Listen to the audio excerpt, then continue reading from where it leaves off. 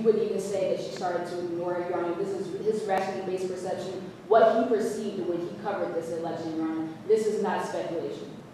Your Honor, whether or not Elizabeth Ginger was ignoring her home district is certainly speculation.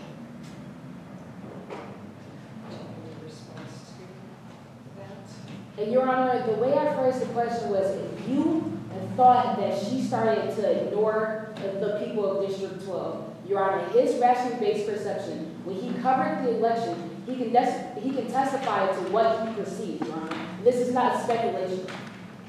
Your Honor, just asking this witness in his opinion doesn't change the issue that he would have to speculate into the mindset of Ms. Ginger in order to answer the counsel's question.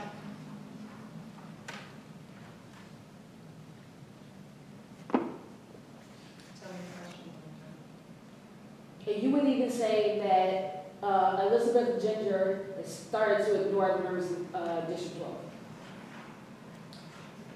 Objection sustained. You need to rephrase. Yes, Your Honor.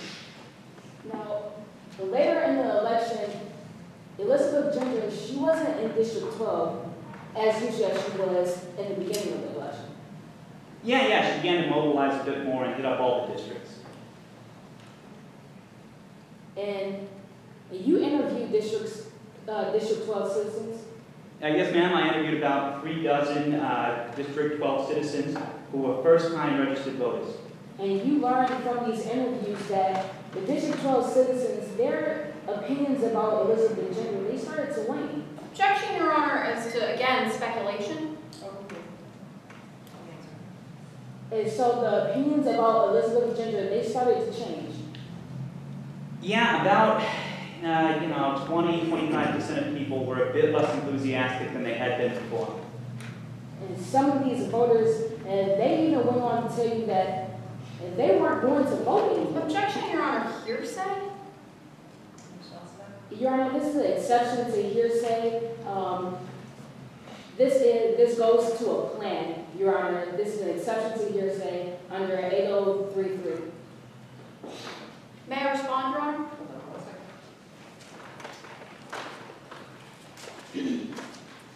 Yeah, the exception under 8033. A motive, intent, or plan, Your Honor. If the voters had a plan not to do something, Your Honor, that is an exception to hearsay. And your response?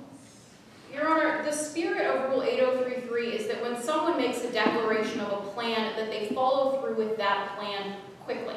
So for example, if I say I'm going to go down to the store and then leave, it's reasonably assumed that I'm going to go down to the store. The issue with this is that if I may proffer, Mr. Sandberg asked these interviewees whether or not they were planning on voting weeks before this election took place. There's no condition of reliability that these witnesses follow through with that plan to not go and vote. May I, Your Honor? Your Honor, nowhere in this rule does it state that they have to follow through with that plan, Your Honor.